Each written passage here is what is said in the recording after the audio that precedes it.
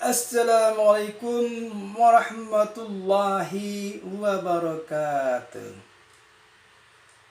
Jumpa lagi para sahabat channel terindah sekalian. Jumpa lagi dengan saya di channel terindah ini, yang insya Allah semua konten yang akan dimuat akan memberikan manfaat bagi kita, khususnya manfaat bagi pikiran-pikiran kita yang ingin merefreshing pikiran kita terdahulu, atau sekedar menambah wawasan yang baru, ataupun sekedar bisa mengingatkan kembali tentang apa-apa yang telah pernah kita dengar di waktu-waktu yang lalu. Pada kesempatan kali ini, sahabat channel terindah sekalian, saya akan mengulas sedikit juga, sebagaimana biasanya lah saudara-saudara ketahui, bahwa yang akan saya bahas itu sedikit-sedikit saja, dan insya Allah ada manfaatnya.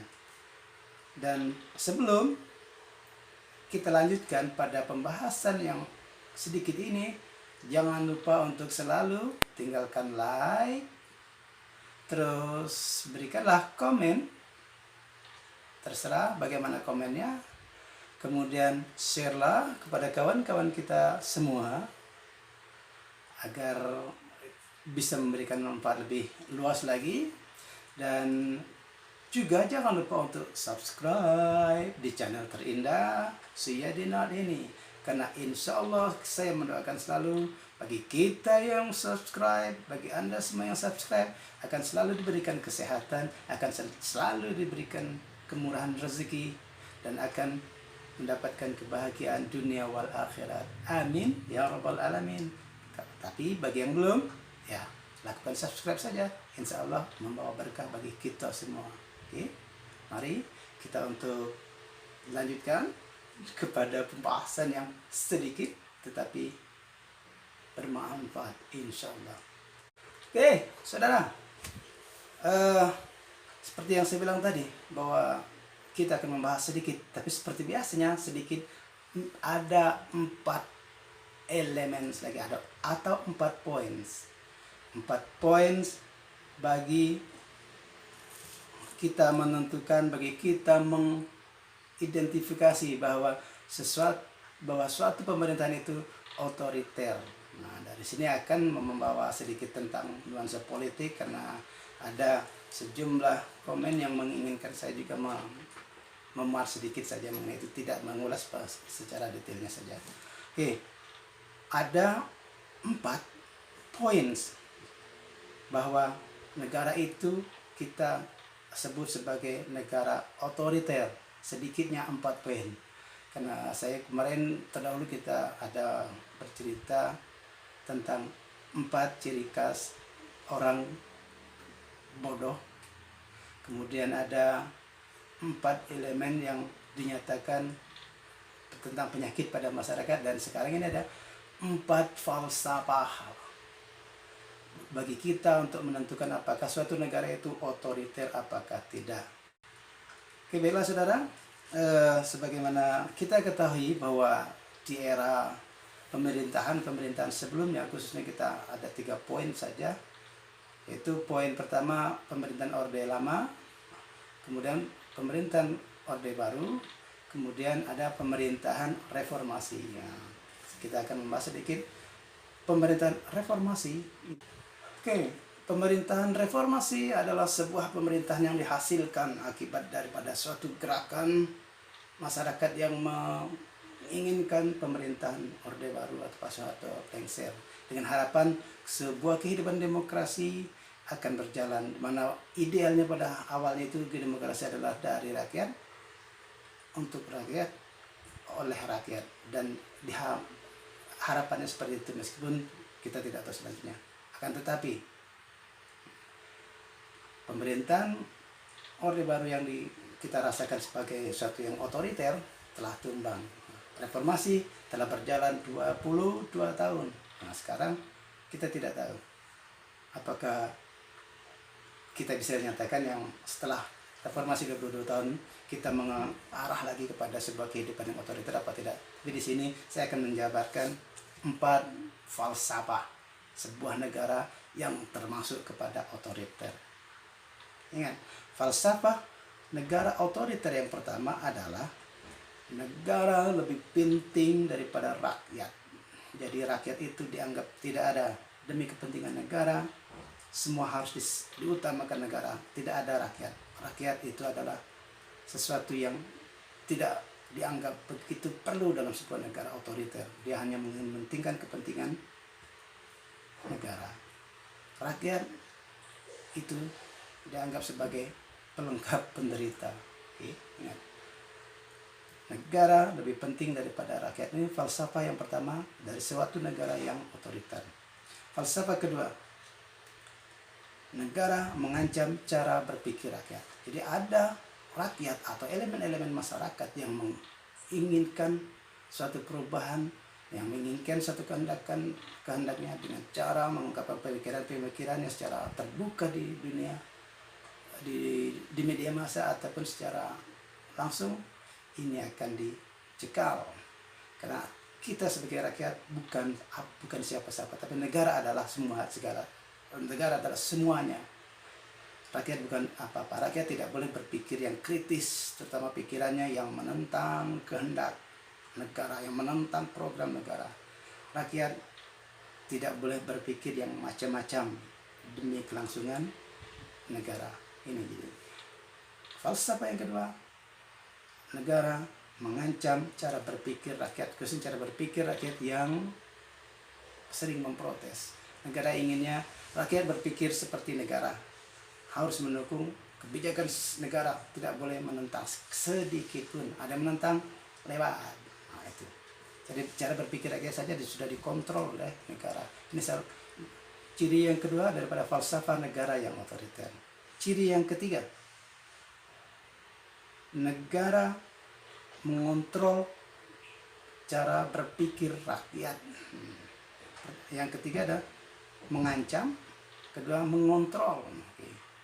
Negara disilahkan untuk negara membiarkan masyarakat untuk berpikir, tetap asalkan sesuai dengan pikiran negara.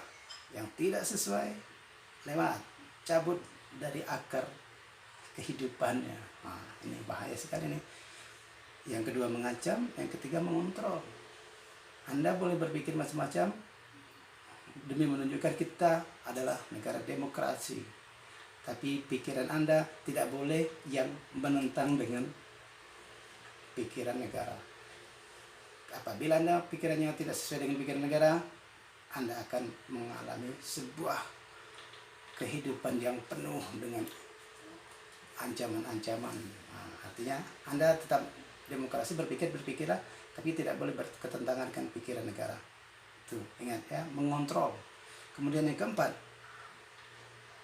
negara menghilangkan hak orang-orang yang mau mendengarkan pikiran rakyat. Nah, ini juga bahaya, saudara-saudara. Apabila Anda merasakan sebagai seorang tokoh masyarakat, terus ada kehendak masyarakat yang menginginkan perubahan seperti ini, apalagi perubahan itu merupakan perubahan yang menentang dengan keinginan negara, menentang dengan kehendak negara, Anda akan mengalami musibah secara individu.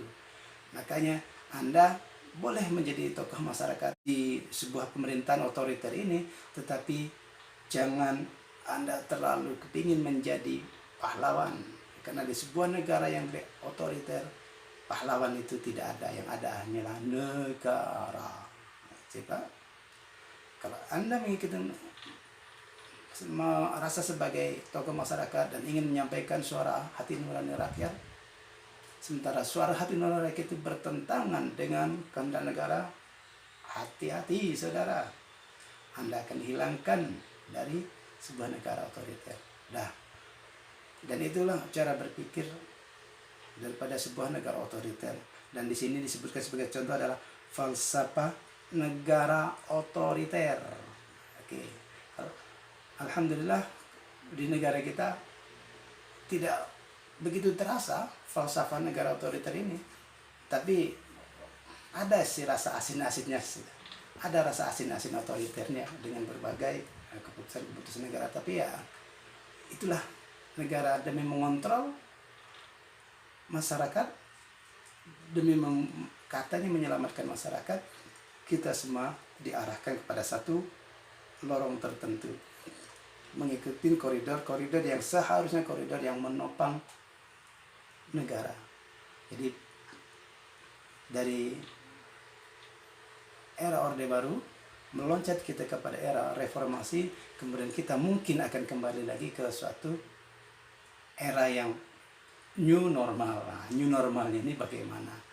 Dan ini suatu kondisi kepada kehidupan kita yang insya Allah kita bisa semua melewatinya ya. Dan baiklah, saya ingin mereview lagi 4 falsafah negara otoriter. Yang pertama, negara lebih penting dari rakyat. Kedua, negara mengancam cara berpikir rakyat. Ketiga, negara mengontrol pikiran rakyat. Keempat, negara menghilangkan hak orang-orang yang mau mendengarkan pikiran rakyat. Dan mudah-mudahan kita tidak akan kembali lagi ke sebuah kehidupan yang otoriter seperti ini, karena pendapat rakyat, pikiran itu adalah hidup. Jadi Anda berpikirlah untuk menyatakan bahwa Anda hidup, dan sampaikanlah pendapat Anda itu sebagaimana mestinya, karena kita cara berpikir, menyampaikan inspirasi itu juga diberikan hak kita oleh Undang-Undang Negara Republik Indonesia. Oke. Dan tetaplah berkreasi kawan-kawan semua, tetaplah berinspirasi, dan tetaplah kita berdoa semoga kita Indonesia tidak kembali kepada suatu kehidupan yang penuh dengan kekangan, dan kita tidak ingin sebuah kehidupan Indonesia yang sudah berdarah-darah lewat reformasi ini akan kembali ke sebuah kehidupan yang otoriter, walaupun dengan cara constitutional dictatorship, suatu arah keotoritarianisme yang diarahkan dengan undang-undang. Insya Allah kita tidak kembali ke sana. Demikianlah, semoga bermanfaat, dan tetaplah nonton di channel terindah ini dan berikan komen-komen sehingga saya bisa mereview kembali atau merevisi apa yang menjadi kekurangannya. Jangan lupa sahabat semuanya, tetap jaga kesehatan, tetap jaga keharmonisan kehidupan berumah tangga dan bermasyarakat, dan tetap selalu setia di channel ini, dan jangan lupa bernapas.